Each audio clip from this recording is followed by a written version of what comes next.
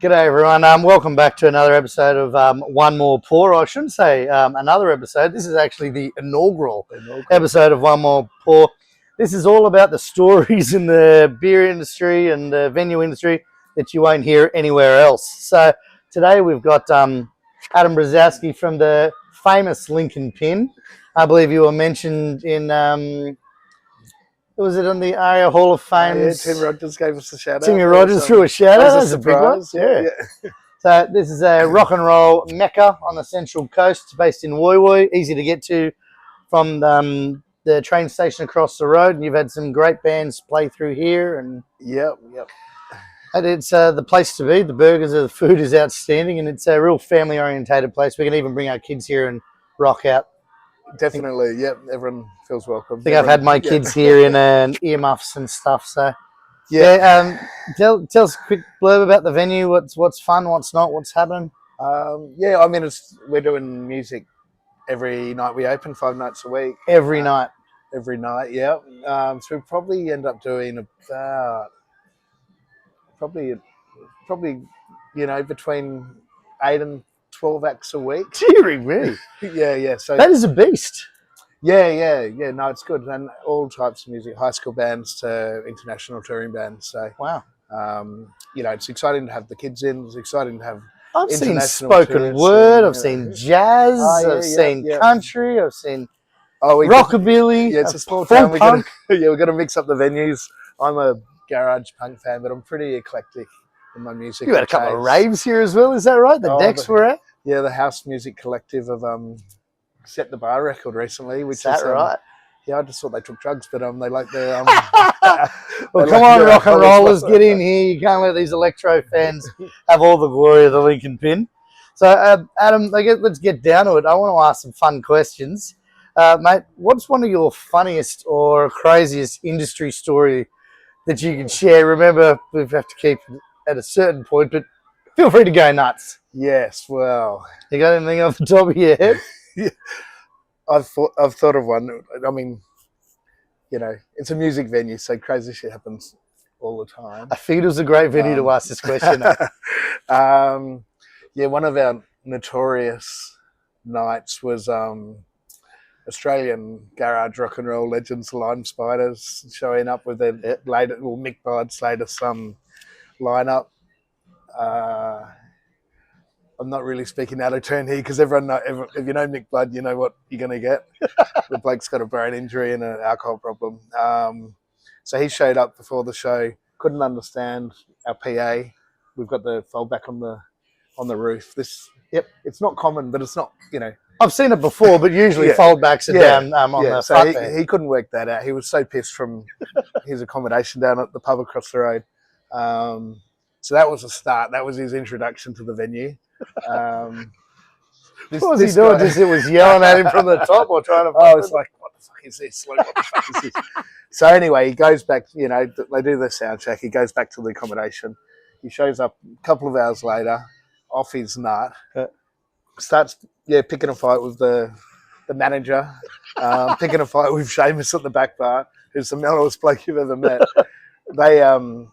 They kick him out. He's trying to shut lead singer before they play. Frontline man has been frog marched out the street. Yeah. He's chucking punches, but getting nowhere close. So he's luckily wandered off that, or somehow got back to his room. His band quit on the spot. They're in a bit of a run of shows. They all quit on the spot, and the band broke up on the night. He's popping his head up here and there on social media. So they didn't play? They didn't play, no. 100 people in there, 100 people, it was a sold-out show. Sold-out show. Yeah, so the support bands just played an extra half hour each. I was going to say, you look around and go, boys, you want to get a couple more songs for me? Yeah. So we filled out the time there. They were good for that. The band quit on the spot. On the spot. Had a dummy spit, picked a fight with the bartender, and he's fucking gone. Yeah. So, I mean, we we like people being themselves, but that was probably a step over. That's the volume right up there. And luckily enough, another Australian rock and roll legend, Fred Negro, was here the next day to cleanse the joint of all the bad Nick Blood shit. Juju? So we had Nick, we had Fred Negro, the mayor of St Kilda, unofficial, who's a madman of himself. Like he'll, you know, gives it plenty. Fuck chickens on stage, kind of. You know, this guy's a wild man. Yeah. But like after Mick Blood, he was just the nicest bloke you'd ever meet, and he probably would be anyway. But yeah, so he cleansed the joint. I'm happy with that. No incense, no what do they call it? No saging, just pure unadulterated rock and roll. Yeah, just wash away the sins. Fred Negro show, and yeah, and we're back to normal. Yeah, and so it doesn't happen all the time. There's full gigs and tapping all the way through, but these are some good stories. I like that one. Good start. Yeah, yeah. Well, I've got another one for you. 4 years, 5 years operating. Is that 5.5 now? Yeah, it seems like 20 million years. As I think every venue owner would probably attest to. Yeah, but no, it's been fun. Yeah. What's the most spectacularly interesting thing that's gone wrong? Oh, I don't know. You can use floods. You can use. Yeah, the tree at the earth back. And stuff. What's the worst? What's the worst thing that's happened? You know, something that's gone spectacularly wrong. You expect it not to. Well, it's just little things, really. Yeah, we have been. The back tree there crushed my back bar, my special happy place. Oh shit! Right, so we came in, and you know, there was a big tree lying on the bar. That wasn't good. That's spectacularly wrong. We can give that one a tick. Yeah. Yeah. SAS. We're pretty good at chopping it out. And, SRS. Yeah. Special emergency. SES. Yeah. They came in. We're all over this. Cut it up for me, but a bit of force of nature. All right. Yeah, that's probably. You know, lots that of sounds pretty smooth sailing. Lots of little things. Right, but nothing major catastrophe that we're writing home about. No, we used to worry about the rain because we're outdoors out the back here, but we don't worry about that. That's part of Lincoln Pin's charm. It's just we make it work. Yeah. No, the show must go on. And the show must go on. Yeah. All right. What's the most crazy customer request you've ever had? Whoa. Wow. I'll give you time to think. Yeah, shit, I don't know about that. Anything's too crazy, I just tell them to fuck off.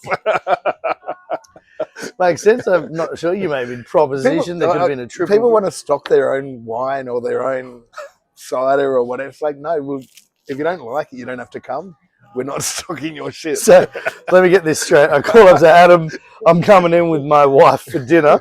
I need you to go and stock this Sauvignon Blanc for me. Or a cider. Just a cider, whatever it is. Yeah. I'm only going to have 2 of them, but I need you to put a whole bar back behind it. Yeah. Change your wine menus. They do. Change your wine lists. They do usually say they're going to drink everything I buy.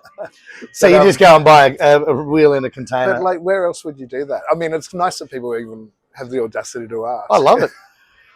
Get a pallet of wine. That's easy money. You've got to be here all day, every day, punching down Chardonnay. Yum. That's a good, crazy request. I like that one. Next one. Tell us about an unforgettable event that's happened in the link. Oh, okay. And why? I mean, I'm a big sucker for the original. I like touring bands coming through. You can drop some names. Yeah. I like, so Jenny Doan and the Spurs are from, where are they from? Portland. Yeah. So they were Oregon. Yeah, Oregon. Yeah. So we got them. So they played here 3 times now. The last time they came, I said, just a smell of dope in the air. We're going to the beach. For that one, right? We're going to the beach. So I went and took them on a tour to the Tonga pub and to Yamana Beach, and we took an esky full of beers, had a few beers. They were photoing the local wildlife, plants and animals. It's a great trip down there too. Yeah. Go down up over the rise. It's like you think there's nothing there, and it pops out of this little oasis. Yeah, and they're going, what about sound check? It's like, I'm doing sound check. Like, you can't do it until you get back. You know? And so we had margaritas over at Tonga Hotel, and the show at night was great. They were primed. That's a win. Yeah. I like that one. So you get to hang out with a touring band, drink beers in the sunset, and go. Probably should go put a show on, right? Yeah, the music's important. Nice. Well, I want to ask them a couple of personal moments. What's been your proudest moment of owning and operating the Lincoln Pin? Well, it's tricky because we get lots of compliments, and I don't take compliments very well. I've said you're a nice guy a couple of times. You seem bad and eyelid. Yeah, no, it's just that people really, I suppose it's just an ongoing thing where people have respect and enjoy the venue, and like it's just an ongoing like love of people when people love it as much as we do, and when people say, "Oh shit, this reminds me of St Kilda in the '80s or Newtown or their favourite venue in New Orleans or South Africa or wherever." Yeah. I just love it when people relate us to their favourite things, and that's always impressive for me. One of the main things, even for myself and my family, is seen when we come here, it could be chock-a-block, people going mental. There's never any bad juju in the air, never any drama. You've had no need for security guards on big shows. It is a self-managed organism, and if someone steps out of turn and marks up, the whole crowd just turn, and it's self-managed. It was really quite wild to see out of all the venues that we're in and out of with security guards on the doors and things like that. With the amount of ruckus that goes on here, I never see any dramas. I'm sure there's a couple here and there. I'm not here every night, but no, I mean that respect thing to you, I think, speaks wonders. Yeah, I mean, it's like coming into someone's house when you come here. You're treated like that, and you're kind of expected to do the same back to us. And we'll do our best, but we're not going to, we're not like we'll be ourselves as well. I've heard it a lot. People walk in, they can talk to anyone. And they do feel and the really locals are great about kind of they know I suppose it's the vibe we set's pretty informal. We're not bending over backwards for people, but that doesn't mean we don't care about people. We really care about people. That's that's our thing. But you're still rolling out phenomenal service, and you get it's just done in a really relaxed, conducive environment. Natural, and letting people be themselves. Right. Got another personal one. When is there a time where you ever thought, geez, I'm over this, I might just throw it all in the fucking bin, I might just quit? Oh, it's really hard work. Yeah. Has there ever been a moment that's happened, and can you tell us about that? Oh, weekly, monthly. No, it's great. I'm really enjoying it. Like, it's getting easier. Like, I don't take the stressful moments as hard anymore. I kind of like just let it roll, because in the end, sun goes up, sun goes down. Yeah, we know we're doing the right thing by people. And then we just kind of expect the same back. So it's good. And your retention of staff is great. So I really wouldn't change anything. Okay. Yeah. And you're still hitting great bar numbers. People are still coming. People are retaining business and coming back. So yeah, we're like a mini holiday for people. If you can't afford a holiday, you can come here and have a couple of beers, and you're in your own little oasis anyway. So I think the financial situation, it's been tough the last couple of years. It's tough for people, but you can have a couple of beers and escape your normal life, and this is a good place to do it. You really spun that one right round on a positive. I'm pretty happy with that. I'll give you that one. All right. I guess. Excuse me. Who's been your biggest influence on your career to date?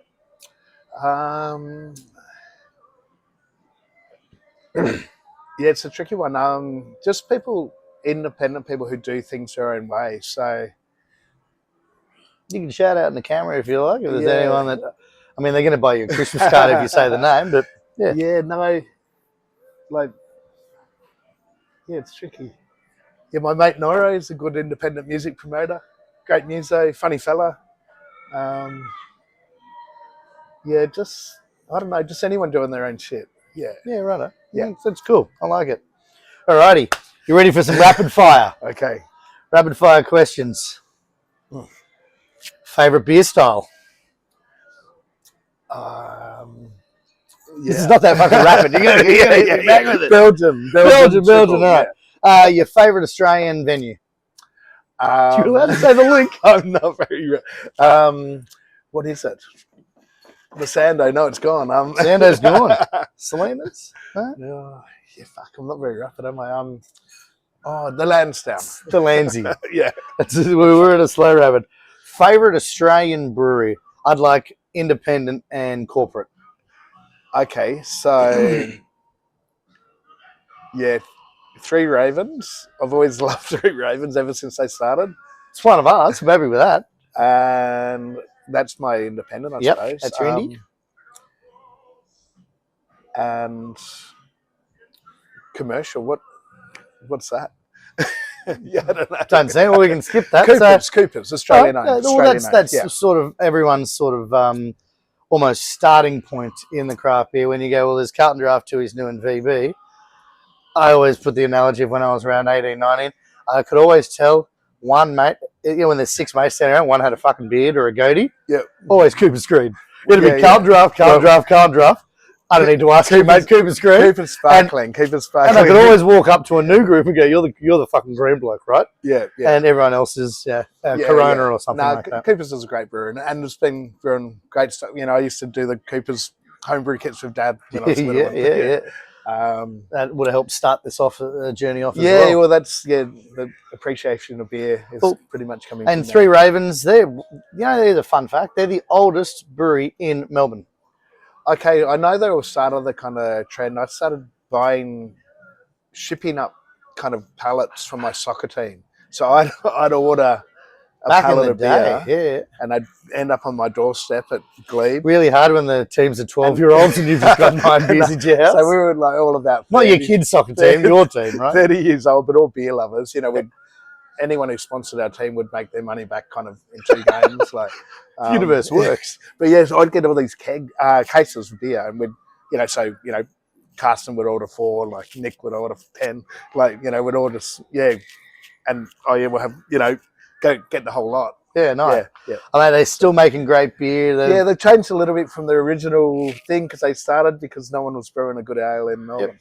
So, yeah. Well, they're going through tough times. The craft beer industry is doing it tough. Everyone is. So make sure you get out and drink some beer and check out these great venues because, we all need to help and we all need to relax. And yeah, I've got to get down. I've never been to the brewery. I've got to. I'm open on days ending with Y if you want to go and check that out. All right, well, that was supposed to be rapid fire. Jeremy, all right, most underrated beer. You're probably 2 years old. Good choice. Maybe with that. Most overrated beer. Oh, anything by Bolter. Best collaboration. I like the. It's always hard to say because they come and go so quick. I like the Young Henry's Black Flag British ale. Oh, the good. It was Good Folk. Freak style or whatever. Good Folk. Young Henry's Freak Beat. English special bitter. That was great. That's right. Yeah, that was Young Henry's and Good Folk. That's the last one I've kind of had. In Sydney. That was a great beer. I remember that one. Biggest industry myth. Ooh, excise tax on kegs doesn't make your schooner go up 50 cents. You heard it here first. Favorite road trip destination? Up the coast to Yamba Pacific Hotel. That's a great spot. That's a fun drive too. I've had to go your tour van. Yes, the van. Yeah. Favorite music while working. I like to mix it up. Yeah. What's this? It is. We get a lot of classic rock while you're here. Yeah. A lot of blues going through as well. A lot of blues. While I'm working though. Oh no, I'll go something a bit more upbeat. Let's go Rating Sound. Yeah. One word your team would use to describe you.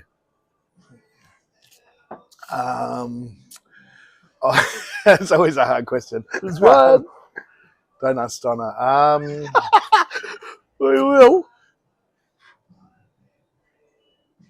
I don't know. No. Yeah, that I don't know. We'll go and check the logs here. We'll go and find out. The final pour. If you could have one more beer with anyone, who would it be? As in, are they dead already? Could be. Yep. Oh. You could have a beer with anyone, alive, dead, fictional, non-fictional. Could be Daffy fucking Duck. Could be Roger Ramjet. Could be Jimi Hendrix. Yeah, be anyone. Who would it be? Good? Who would be good? Yeah, Because then once you pick it, I want to know what you can talk about. So yeah, well, no, well, give me Dad, one. yeah, Dad, of course. Dad. Yeah. What would you talk about? Javelin. Love you. Guys, thank you so much. Cheers. What a great venue you have here, man. Here's to your dad, to this wonderful, wonderful place you've created here. It's a mecca for everyone, including me. You're going to make me cry soon, but I'm sure your dad will be unbelievably proud of what you've created here today. And guys, come on down, check it out. Thank you, and we appreciate you stopping in for one more pour. Cheers. Cheers.